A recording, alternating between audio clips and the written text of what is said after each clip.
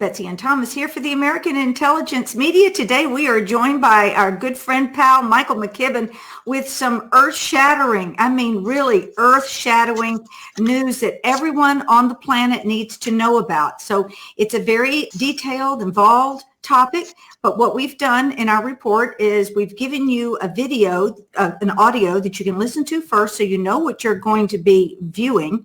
Then the next thing we presented is an article jam-packed with evidence. So everything that Michael and Douglas taught to you today, if you go into the article, you are going to see that information verified. Now that you've read all of this, where do we go? How do we take out the Pilgrim Society who thinks it's ruling every human life here on planet Earth? Guys, what do you say? I say that's exactly right. And only recently with this new discovery have I personally put it in perspective. I mean, you know, I've been preaching about these pilgrims for a long time, but I never understood it. And now I get it. The 300 people in America and who are really British loyalists, who are Pilgrim Society members, that you have discovered, and you've given all the proof with their particular interlocking directorates, demonstrate that it's an insider trading group. And it demonstrates that everyone in America in the group of 300 or so, because there's everyone has a conspiracy. This is truly a conspiracy, that all of the world is ruled by 300 people. Well, okay, basically we have found that to be true, but they work out of Britain, and they have a shadow group of 300 committee here in America, is the way I'd frame that, because basically the SES is the titled aristocracy that supports the monarchy. And I mean literally the monarchy of Britain, because they give cover. So underneath the cover of the monarchy, you can do anything. You can control the world. So here's what I figured out. This is the question. It wasn't all these answers we have. Here's the question.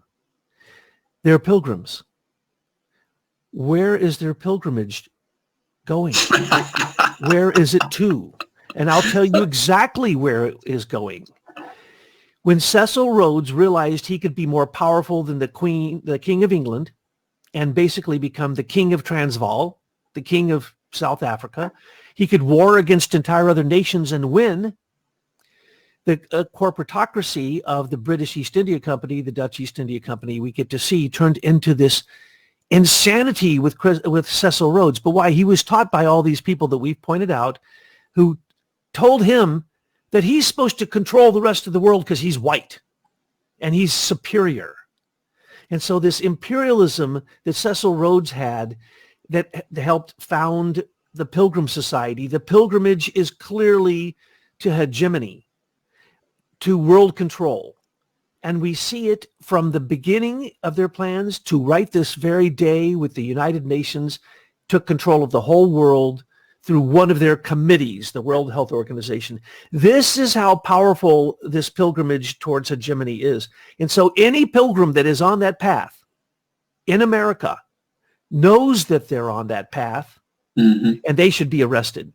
And now that you have the biggest discovery for me of all was that the Pilgrim Society in America has a foundation. So therefore, they're a 501c3, so everything they're doing is illegal. All the insider trading, all the manipulation, everything, it's all against, you can't be a not-for-profit and have a political agenda that is partisan, not only, and is also illegal, and is also insider trading, and is also enemies of America, because these are loyal British subjects. That's what I'm saying. Anyone in SES who continues to give no-bid contracts to the Brits is not an American, and we need to arrest these people. This is the treasonous sedition that we've been looking for the smoking gun for, and you have now brought it forth. Thank you so very much, and your research is amazing. Of course, it hurts the head to go through all the details. I don't know how in the world you and your workers and the miners have done all of this, but you've named the people. They're still in power, and we need to go after them, these pilgrims. Well, we're exhausted. This research, we've probably read 10,000 pages of new research, new information. And we've got copies of stacks of documents all over the floor. And with people all around the world reading this stuff. Yeah, it is sometimes tough to know where to start. But I think I always like to ask, what's the driver? And it's very evident. The driver is the Pilgrim Society. And underneath that is probably the Council on Foreign Relations. That's their next level of a feeder group. Then they've got the Rhodes Scholarship on the side, which is a primary feeder. Then there's something that we had not known about called the Schwartzman Scholars, which is also a feeder. And then we've got these East Coast private schools, which are other feeders. So they've got a lot of feeders into their ultimate group. The Pilgrims, it looks to be the top of this heap. But then they've got some associations, primarily the Ford Foundation, the Rockefeller Foundation, and the Carnegie Foundation, which are feeding cash to them wherever they need it, wherever they are in the world. And one of the things, Douglas, that we forgot to put this in the article yesterday, but it's now in there, is we have about 270 pages of reports by the Rockefeller Foundation financial reports that go back into the 40s, and specifically 46.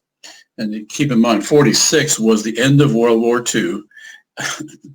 They had gotten tired of their scam with bombing people, so they stopped it.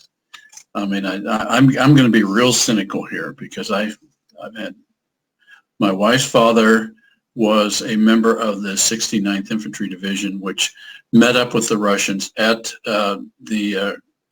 it's called the Big Link Up, and it broke the back of the German army from north to south. And at the little town of Torgau, and we actually linked up and broke the back of the Germans in 45. Well, this was 46. The Rockefeller Foundation is feeding cash like you wouldn't believe. And one of the things we were focused on finding was the money that they granted to the Tavistock Institute, because we had known from other reports from the Tavistock Institute that they had received a big donation funding from what they call an appropriation from the Rockefeller Foundation, but we actually have the actual Rockefeller financial report. And on page 278, Tavistock Clinic, London, England, research and teaching in the field of psychiatry.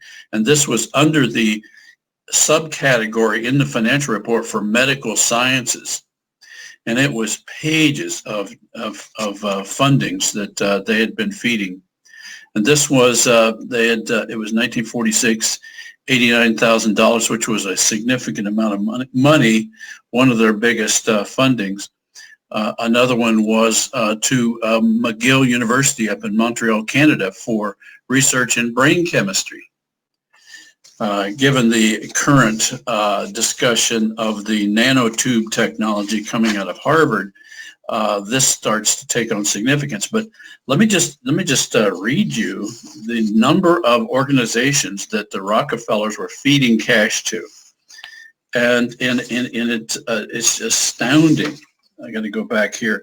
Under the social sciences category, Brookings Institution, Washington University, Yale University, Brown University, National Research Council, the New York University, the American Institute of Physics, American Mathematical Society, the American Soviet Science Society, University of Cambridge, University of Chicago, University of Copenhagen, University of Illinois, University of Leeds, University of London, University of Minnesota, University of Oxford, number of categories there, University of Pennsylvania, Cornell University, a lot of Ivy League, Duke University, Harvard, Indiana, Institute of, and then they go into donations in other parts of the world, Johns Hopkins University, MIT, Research Council of the Department of Hospitals in New York City, the National Research Council, I think I mentioned them, and then we get into public health. They funded numerous schools of nursing and medical schools. In psychiatry, American Psychiatric Association, the London County Council, the McGill University Medical Research Council. That's a very important one, because That's the funding group for the Pirbright Institute, which is the owner of the patent on the coronavirus. Now we're going back here to 46. Then we've got University College London, University of Brussels, and it goes on and on. Yale, Psychiatry, Columbia, Mass General, University of California, Berkeley. This list sounds like the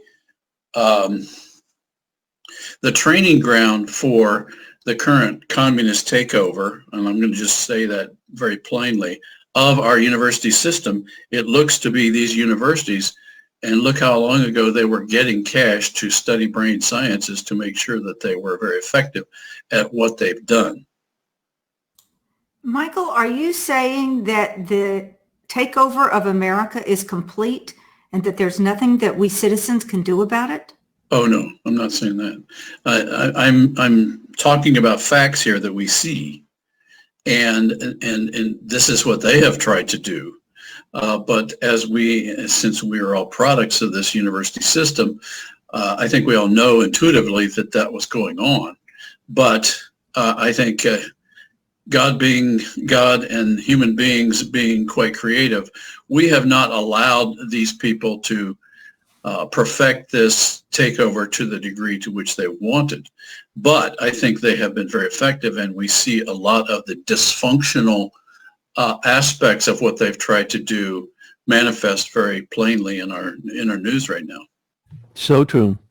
Now, displace Rockefeller, Ford, Carnegie, Nobel, and Monk, and just replace them with Gates and the Clinton Foundation and the World Economic Forum, and it's the same exact I'll add intent, the Welcome Fund. What is the into driver? Here's the driver. Welcome Fund is number one. Gates is number absolutely. two. Sorry, Mr. Burroughs, welcome. We have to bow to them because they're the people who helped Cecil Rhodes in the Boer Wars kill his people with needles and infections, and probably we don't have records. Oh yeah, we do I'm have. Sure they tried everything they we've could, been sent records. but we do know that we've been sent. South Africans have sent records, anecdotal records, but they're actual diaries of people that were in those war camps, and how their children would get a sniffle and they would take the child away, and the child would never come back. That's where I was going with this. Is we don't know what all they did to those people. We know that they killed thousands and thousands of them. They were at war with, here you have the British East India Company land being given to Cecil Rhodes as a corporation. He goes down there and with corporate immunity, he conducts a war using the British war machine, but he gets all the benefits as a corporation. He gets the De Beers diamonds, he gets the gold, and he gets a country named after him. He also runs the police force. He could do whatever he wanted. This was the training ground for what the Pilgrims, and he was a founding member, along with basically three Milner. Rothschilds. Milner, de Worms, Lord Rosebery, and J.P. Morgan. So when people say that there is a conspiracy of the Rothschilds to control the world, too late. It's not a conspiracy. It's a done deal. Mm-hmm. But as Betsy just asked, is it really a done deal? No, it's easy. What is the first thing we put on President Trump's list when he gets into office? Completely annihilate the United Nations. It is the Pilgrims' globalist control that has depopulation as their number one issue.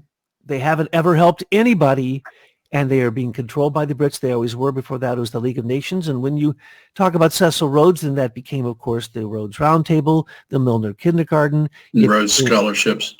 All the Rhodes Scholarships. It then became literally, now this is the funny thing, and this is my question for you today. Cecil Rhodes Roundtable, well, that was the imperialism of and socialism of Ruskin and the Fabians, and basically he decided that he was going to control all those people below him. This is the mentality. And then he had the three of the richest people in the world. One was the richest person in the world at the time, one of the Rothschilds without a Rothschild name. And what did he do? He said, well, I'm going to basically take over the world, and how am I going to do it? And then they made a list.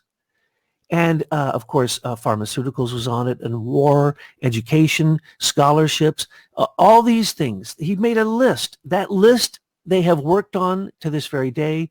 That is their pilgrimage, is to finish the list of what the Rothschilds said needed to be taken over, needed to be controlled, so that they could control the whole world. Now, these lessons that were learned in the Transvaal show us that corporate immunity is pure evil. There should be no corporate immunity. Corporations go to war. They kill people all the time. Millions of people.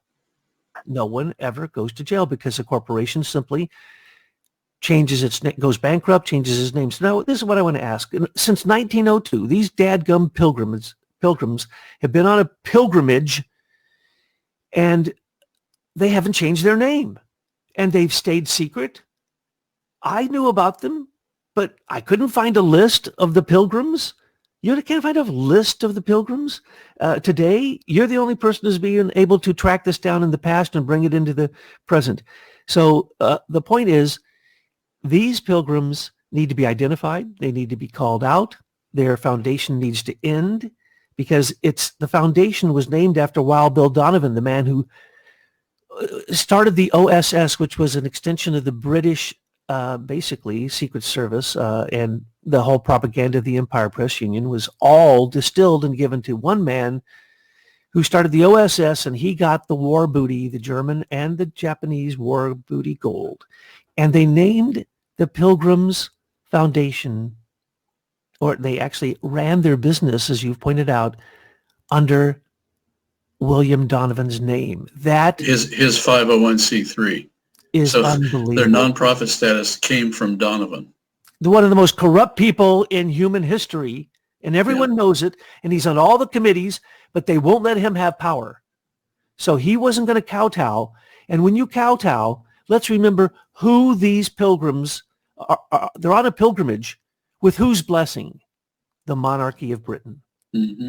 Every single one of these people, whether it be Lansdale or Sarnoff or any of their wicked, wicked people who have done this evil, bowed to the Queen, and many of them became Knights of Malta, British Knights of Malta, or the Order of the British Empire, and all these different things. Why? Because the Queen thanked them. But when you get that order, you swear a vow of fealty to the Queen. Well, that is against the U.S. Constitution. You may not have a title of aristocracy. You may not swear fealty to anyone else and still be an American citizen. So anyone who is a member of a British organization, including the Pilgrims, has violated the U.S. Constitution and simply need to be arrested, interned, investigated, disgorged, and simply the Pilgrim Society needs to become the number one enemy of the entire world. But Douglas, that's a huge, daunting task, because these people are high level. They're known in society. Taking them out would be, it would just be unbelievable. So how can we get this done in the least disruptive way possible? I mean, is there anything that we can do with these foundations that they have? Can you? Well, yeah. First of all, we need to know who are pilgrims, who are CFR. We need to have their current list of who's in their organization, including we need to know every person that's been received any kind of honor from the Queen. So we've got the Knights of Malta, whichever priory, all priories, including the English priory, which the Queen runs, and then the Queen. We need to know all of these people and who's got the titles. And then we also need to see current lists of the Council on Foreign Relations. And then we need to see historically who had those titles. Once we have that information, I think the picture is going to get quite clear. I mean, we've got enough of it from official documents to move forward, but everybody needs to come clean, because if they're a public figure, they have a requirement to tell us who they are and what relationships could possibly be conflicting as we depend upon them to do the people's business. But that isn't happening right now at all. Well, I have a few suggestions on that. And Betsy, you're right to ask that question, Tyler. You're absolutely right, because it seems daunting, especially since so many of us have studied this for a long time and didn't know the full ramifications, didn't know the names, didn't have any proof, didn't have the evidence, IRS evidence, evidence that has been read into the congressional records, so on and so forth. But here's what has happened. And it's all good news. I mean, I'm being very negative, but now I'm going to be very positive, because here's the reality. The remnants of the Pilgrim Society in America most especially comes to focus on the Council on Foreign Relations. Well, what has happened? The Council on Foreign Relations, since its inception, which is simply a copy of Cecil Rhodes' Roundtable, which then became the Royal Institute for International Affairs, and then became the Chatham House, and then they merged in Tavistock and all the war stuff and all the Empire Press stuff, and then it became pure evil, and then it came across the ocean and was created as the Council on Foreign Relations. Basically, it has given every president the foreign policy that it has followed during their entire term. I don't know a president that hasn't followed the CFR, period. Now, what has Trump done? He's ignored them completely. They don't even exist anymore. They have no power because the White House doesn't listen to them. Now, yes, the different committees in the Senate and the House may listen to them, and they still do white papers, and they still have stupid meetings. But basically, Kissinger put all the eggs in the basket of China, which is Britain, by the way, as Michael always points out. So he said, sorry, America, you're dead. You are no longer a superpower. You're like 10th on the list. China's the superpower. We're going with them and their fake gold-backed yuan. That was the big move. Trump ignored it all. Remember, he met with Kissinger as one of the first people he met when he became president. Don't forget that. Right. And he met with him again, and he made sure everybody, and no one knew that one, and he basically told him to go to hell. I'm not buying into your China nonsense. And the third time he met him, he completely snubbed him and didn't even speak to him while he was in the Oval Office with some other people. And it was supposed to be the big thing where Kissinger and remember, Steve Bannon had come out and said, America's dead. We're all moving to China. And this was the CFR. This was the British move. Now, what I want to point out is that what I call the rogue CIA here in America, or originally it was the OSS in Britain, or I call it also, of course, the intelligence group of the Privy Council, and so on and so forth. Those people have sold out Britain. The British, and the United Kingdom and its Commonwealth nations are no longer free. They use the same exact systems that China uses for controlling their people through totalitarianism. So one can say that if we look at Britain and Brexit and their relationship with the European Union and what that was all about, which we're not going to go into today, but we could because it's absolutely germane to what we're talking about. But the point is Brexit all hinges on what? Trump saying, sorry, you're in bed with China. Five Eyes gets all of our intelligence through you because you use Huawei and you use ZTE and all these Chinese companies, and you're basically becoming nothing more than a vassal of the Communist Chinese Party. And so I'm ignoring you. So right now, Trump, by ignoring the CFR, by ignoring Britain, by not giving them a deal, not helping them with Brexit, and letting them literally show the world what democratic socialism becomes, which is totalitarian communism. Real quick, like in a matter of a few years, you get to see Britain have absolutely zero free speech, zero freedom. They come in and they take their children. They kill the old people because they put them on a list and they don't get to them in their national health group. So they kill people. They have literally death panels in Britain. So all the horrible things that are being predicted to happen if socialism comes to America, look at Britain. It's already happened. And in America, we have the same donor drive with Soros creating chaos Marxism / democratic socialism, whatever you want to call it. It's the same thing that we're seeing happen in Venezuela, any place where they tout the same nonsense that was the foundation of the Pilgrim Society, socialism. Crazy socialism. Can I interrupt for a minute? One of the things that the record is showing is that their entire focus after the war with the Marshall Plan was to empower the UN. So it looks like the UN was to be the new British Empire that would be run by the British, but wouldn't have the name British Empire in it, but that the Pilgrims were going to run it. Nothing I've seen contradicts that. So that appears to be what they're all putting their energy and their bets on. Actually, we presented a video, a very good video that shows just that the British Imperial Empire, when it knew it was dying, kind of infiltrated America through the Crown Agent, Senior Executive Service, all these different, the Council on Foreign Relations, et cetera, even to the point of putting up a physical location that we know as the UN, but which really is the British Imperial Empire, the Pilgrim Society, under a name that we can say, okay, well, it's the United Nations, but that's not what it is. And folks, we really need to understand that we taxpayers, American taxpayers, are funding the United Nations, which is an organization out to destroy humanity. So the American taxpayer is funding an activity that will adversely affect every human being on the planet. We absolutely must destroy the UN building and every vestige of this operation. Amen, Betsy. Oh, sorry. Go for it.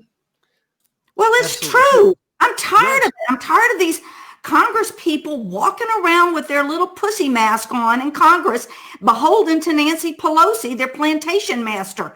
They need to stand up, take off the damn mask, and point out the enemy. I mean, I see Matt Gaetz in there saying, well, this and that. Well, Matt, he used to be good, but now he's just kind of sunk down to the lowest denominator where all they are doing in Congress is just yapping at each other while these people in the Pilgrim Society are running Fauci and Gates out on us all to first put on the mask because that's compliance. Then the next thing, that's bag and tag.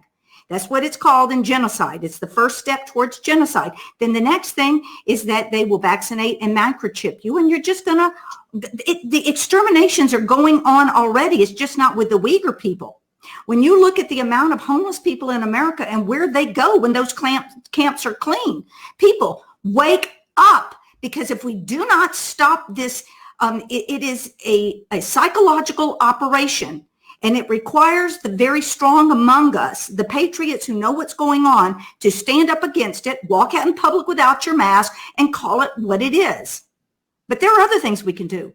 What can we do with this Pilgrim Foundation, this nonprofit foundation that's parked itself here? Well, I think they're open to assault from the IRS, the SEC, the FTC, and every other federal agency that I can think of, because they're insider traders, they're committing crimes, they're actually treasonous. They are lying, they're in their position and using it for egregious, horrifying abuse, if not illegal activity. I love it that Barr makes a distinction between, grotesque misuse of their authority and a crime. Ooh, that's the same thing that's happening in Washington, D.C., and Betsy has the sentiment exactly right. Here's the deal. Washington, D.C., the idiot mayor, the Black Lives Matter supporting mayor, says a child of 4 outside has to have a mask on or it's a $1,000 fine. I have 500 or 1,000, I can't remember. But there's one exception. Any politician on Capitol Hill, anyone in the Beltway, they don't have to wear a mask. Mm. But you got Pelosi demanding that everyone in the House wear a mask but wait, she always takes her mask off when she talks. So how is she promoting? It's insanity. Because but it's the same propaganda the British have used all along. It's a psychological operation, and as long as we buy into it, they're going to keep marching on. And the next thing are the forced vaccinations. Now, Michael has done, and his team has done an amazing job pulling up the massive amounts of evidence. I mean, we can't even begin to talk about that here. Here we can just talk about these as, overview and platitudes of what should be happening. But we hope that intelligence people around the world are going to do a deep dive in this and protect your country from these evil oligarchs. Yeah, I think that's that's our objective. First, we got to figure out what the problem was, and it's typical engineering. When you're solving a problem, first define it right. Because if you don't define it right, then any fix is useless or broken. So getting these foundational facts, I find extremely enlightening because now things start to make sense, whereas they never made sense before. What I see in the media among, I would say, conservative people is there is this disbelief that people would be so crazy. They call them crazy, nutty, loony, but if you know how they, the thinking behind what they're doing, there's nothing that's not calculated in what they're doing. It just looks that way to normal, moral people. But in fact, it has its method and its intent. So I think that's the first thing, is to realize what we're looking at. I'll ask you, I asked you yesterday because I heard about Herman Cain.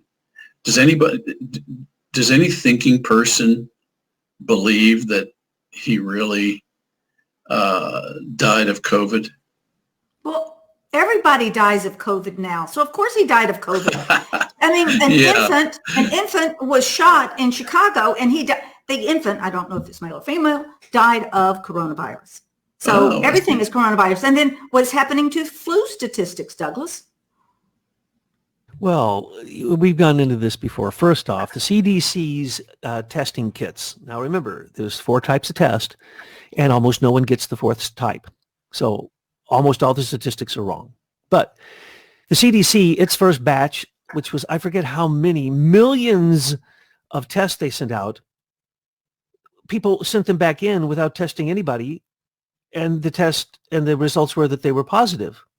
But they had never tested anything with them. They simply took it, sent it back, and it was positive. Then the CDC, later, when the people started looking at that batch, they said, oh my gosh, every swab has coronavirus 19 on it. And they went, oh, it was an accident. Mm-hmm. In other words, if you get the test, you get the virus. Of course, it's going to be positive if it came from the CDC. And what did they try to do? Because Bill Gates gave hundreds of millions of dollars to the CDC, to Mr. Redfield, they made sure that they didn't allow the foreign test kits to come in, and they kept using their stupid CDC tests and the CRISPR tests, which the inventor of at least 2 of the tests say they can't be used to determine this. And let me make this perfectly clear. If you go get coronavirus test, I'll bet you right now, I'll bet all the money I have, all 15 cents, that if you have had the flu, a cold, or a flu vaccination shot in the last 5 years, I'll bet all 15 cents, all 3 nickels, that you're going to come up positive, because that's the way that it works. You have the antibodies in you to fight any coronavirus, and every cold and every flu is a coronavirus. Yeah. And those are wooden nickels, right? And they probably would check them. They could be wooden. That's right. I didn't check them. They could be. They're my last 3. So I was kind of trying to hang on to them. But, this is now the flu virus. So what are you saying? Are you saying that what they have done is a brilliant propaganda mechanism to weaponize the common flu? Is that what you're saying? Yes, but remember, it's a man-made flu that has all of the flus in it, as well as Ebola, HIV, and every other infectious disease is inside of coronavirus, or SARS coronavirus V2, okay? Or what they're calling COVID-19.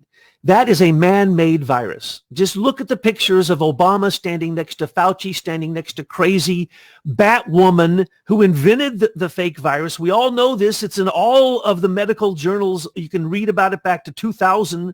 I've been reading about it since 2000.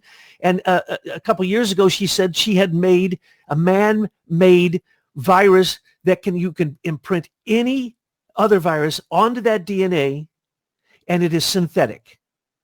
This is the virus we're probably dealing with, or a copy of that. But anyway, Fauci and Obama and crazy Batwoman standing in the Wuhan P4 lab, supported by Bill Gates and, of course, the Clinton Foundation and of course, Wellcome Trust.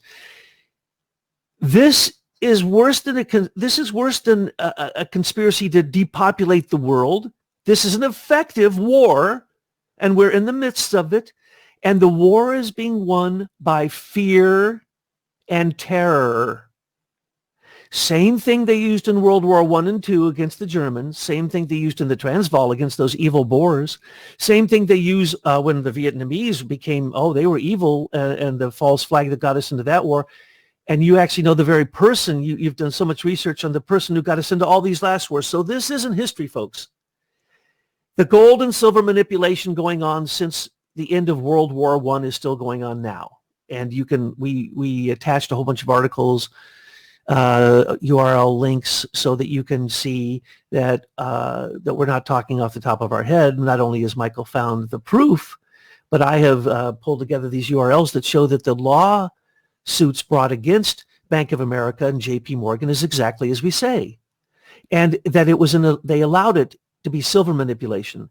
But the big deal is gold. And William Donovan found, as they say, as much gold in the German and Japanese gold as all of the rest of the gold in all the reserves in the world. Now, let's remember, the British, after World War II, went down to zero gold.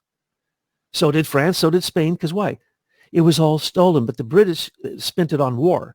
Well, then how did the Rothschild-owned bullion bank have all that gold in it now? Where did it come from? Can anyone show us the records where the Rothschild bought that gold? And remember, that was the gold that they built the British fiat currency on, paper currency, through the Bank of England that no one can ask a question about because it's the Queen's bank and it's the Queen's business, and they control the currency of Britain with this gold. Where did they get it? Well, here's the deal.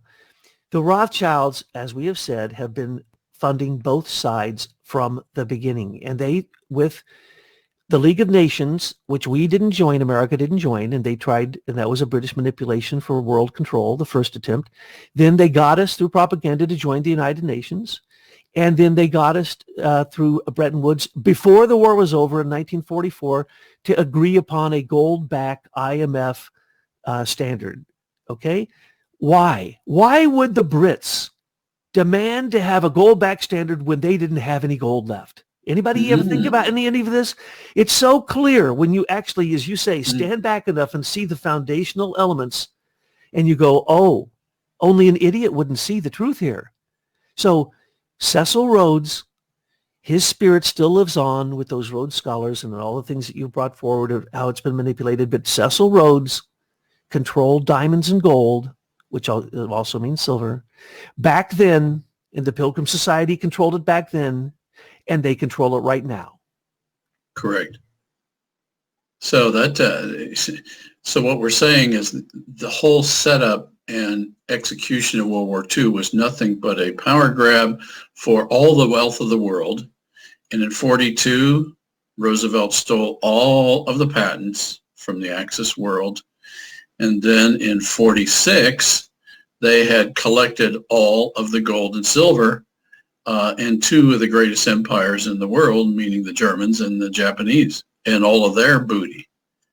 So they collected it all at the International Bank of Settlements in Switzerland, at where Dulles happened to be the OSS station chief. And the other humorous thing about this report in 1997 is that they said that Dulles was short of staff and short of resources, and they had a lot of things to do. So it was really difficult for them to manage this effort to transfer the gold. And so they did a lot of it from the strength of their personalities. And that's the way the guy used the word personalities. I mean, how does a personality do work? If Bill Donovan says he only has 53 tons, it's only 53 tons. Don't imagine he's got 500 tons. Yeah. So what personality he was counting on. The interesting thing is I've never focused on the gold story. You've talked a lot about it, but it's never come onto the radar screen directly. But now it has, because we can see that this group of people that was consolidating all that gold all jumped on the Marshall Plan committee. Either they were the executive committee of 19 or they were on the council. And all of our key media people like Sarnoff joined on, RCA, IBM, Westinghouse, Owens Corning, Standard Oil. They all joined the Marshall Plan because, according to Stimson in his little article, 11-page article of Foreign Affairs magazine, they all had this tremendous heartfelt desire to help the Europeans rebuild. Oh, it just warms the cockles of my heart. Oh my gosh! When you realize Let's how ruthless these people are, reading those words is a joke. But they also must have really despised the average American for being so stupid as to believe them. They must sit and just laugh their heads off when they're smoking their cigars and drinking their brandy. Yeah, because let's just spell it out the way that it is. After World War I, it was the Dawes was in charge almost completely. And then the Dawes plan said Germany had to pay back all that money. What was that? That was so the Bank for International Settlements could be used as a way to fleece Europe. Absolutely steal all the resources, money manipulation, currency manipulation. And then when Marshall Plan came along, it was like on steroids. They knew exactly what to do, how to institutionalize it. And when they said, we need a cabal, we need a syndicate, a mafia of corporations to help us fleece Europe, the 300 step forward that you gave the list of, they're still around. There's still many of them in huge power control positions. And what did they do? They went right on over there and said they gave money. Oh, philanthropically, that was we the people's tax money. They gave that money so that they could get 100 times that back. And then they created all kinds of dummy companies, false companies. The gold shifted over to Britain. It shifted to, the Savoy line in Switzerland. I'm not going to get into that, but people always get mad at me that I don't mention the Illuminati and the Savoy and all this stuff. But it's right there. We mentioned it. It's the bankers. So the bankers took complete control of Europe, and to this very day, the Bank for International Settlement now controls all banks in the world, all central banks, and controls all derivatives. Derivatives get paid off first before anything else.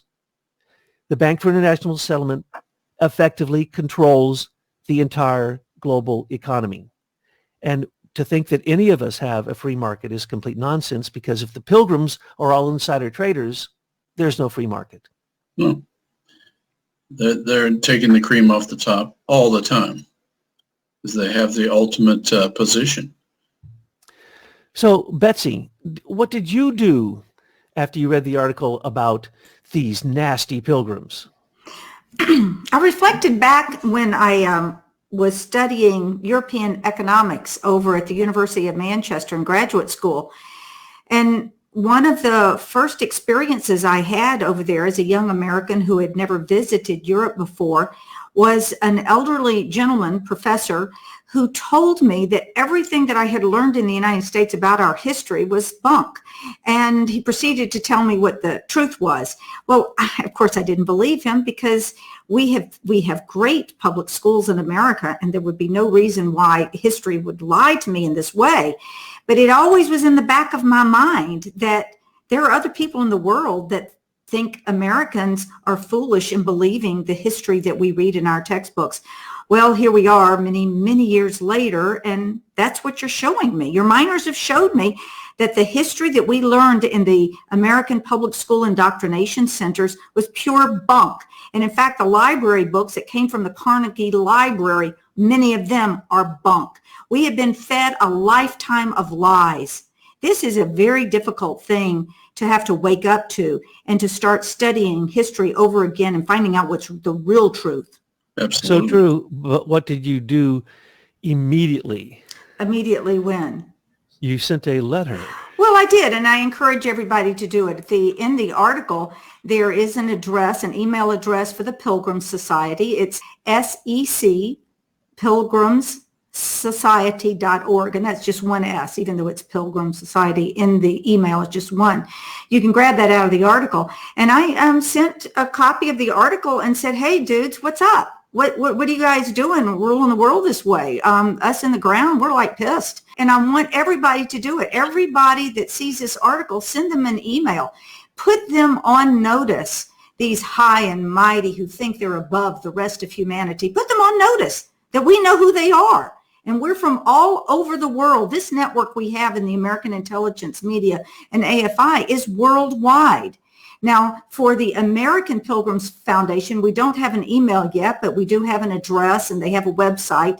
But let's bombard them. We By the cannot way, wait. they don't have a website. That links to England.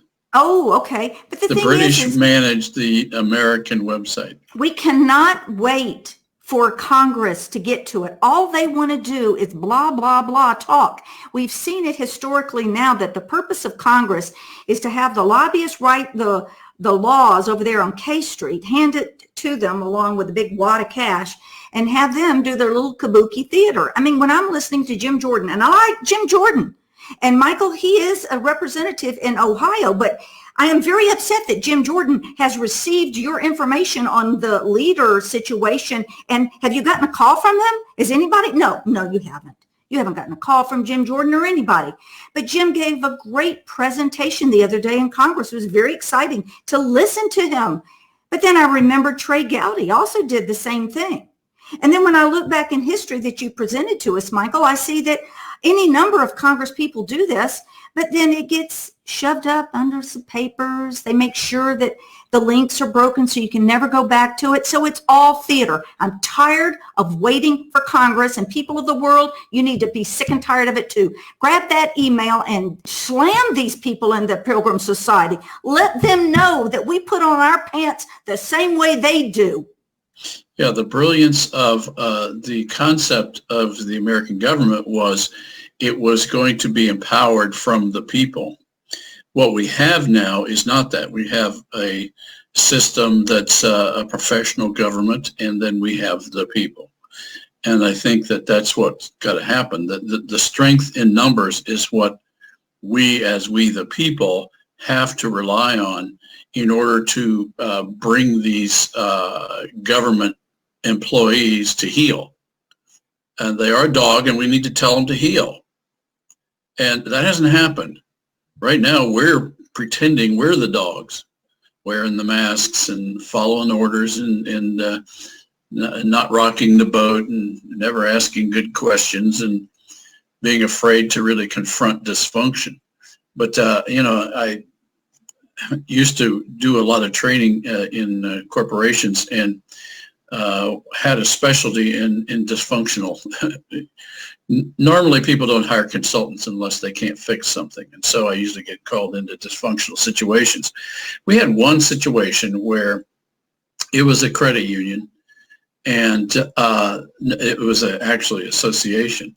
And they had a very bad management problem and communications problem. So when we finally got down to figuring out what it was, they were all making decisions based on how a person who was an alcoholic, their former CEO, would have responded to them.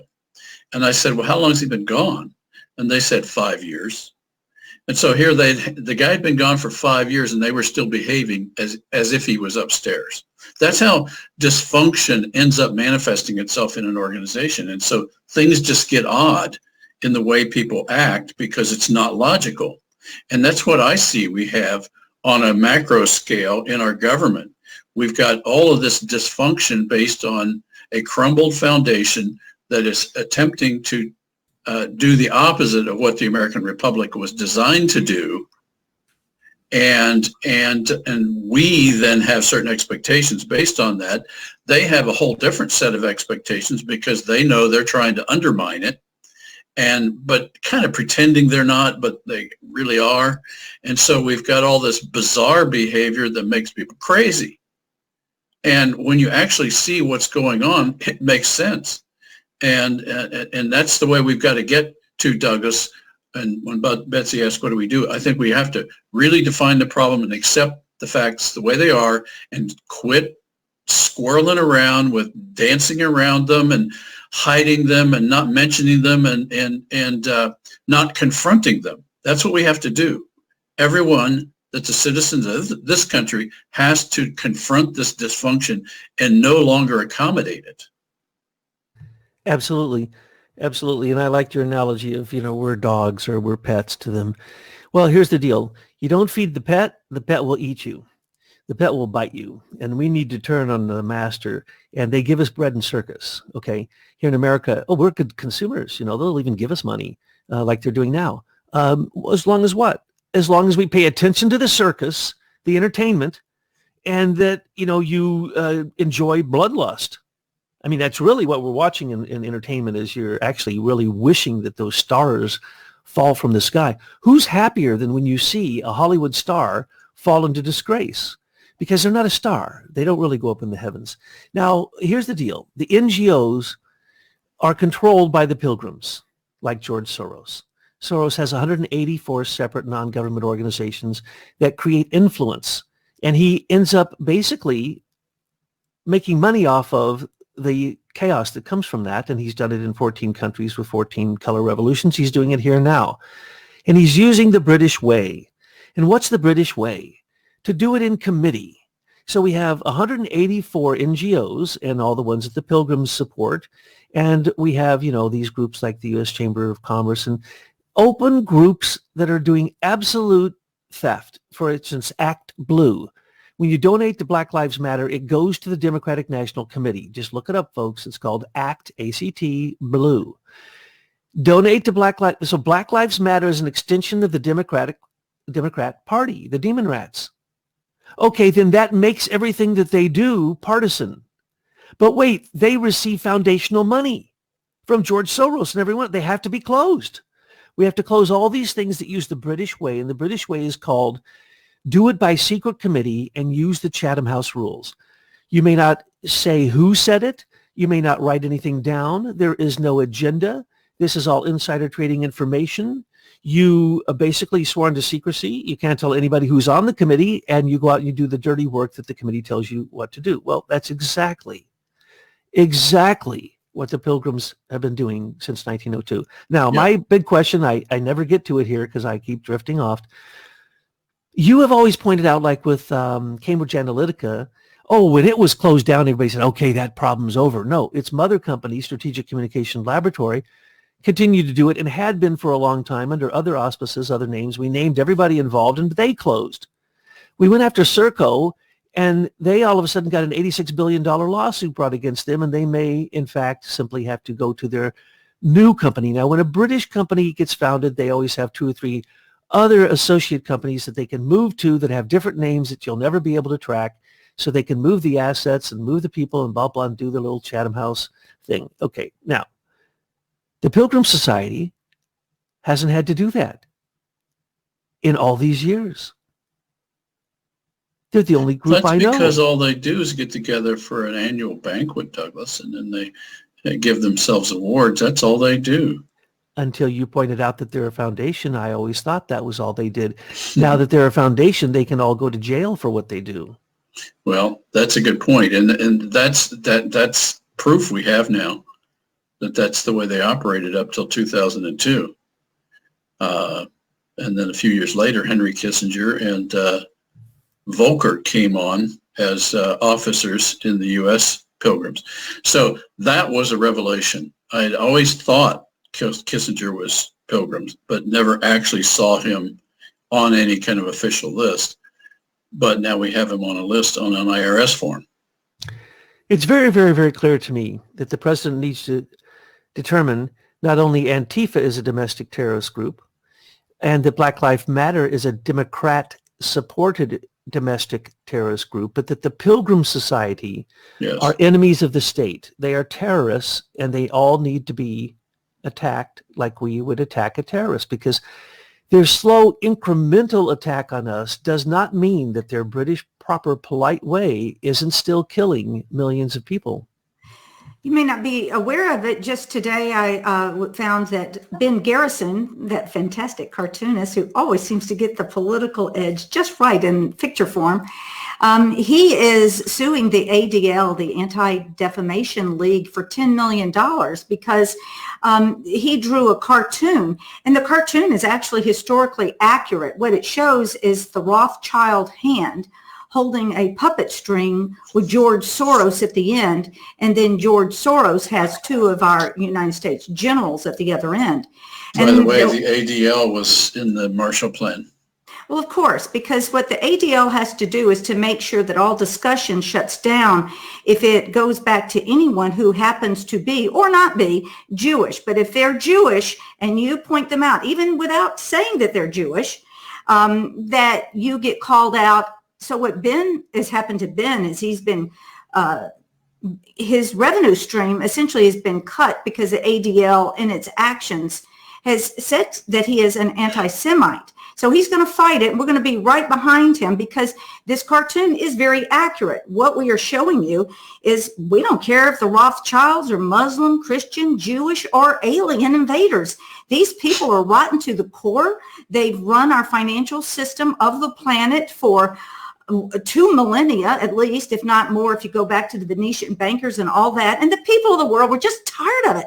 We're tired of the endless wars. We're tired of poverty. We're tired of all the blah, blah talk about it. And we're ready to get things done. So citizens, it's on us now. We've got to get this done. The Rothschilds are the enemy of the people of this planet. And the names in the U.S. are the Rockefellers and J.P. Morgan Chase. But it's still all rolled up to the Rothschilds. Exactly. And when you say Rothschild, you also have to say Lord Pirbright and Lord Rosebery and all the other people who used the Rothschild money because they were married to Rothschilds or they inherited the Rothschild money.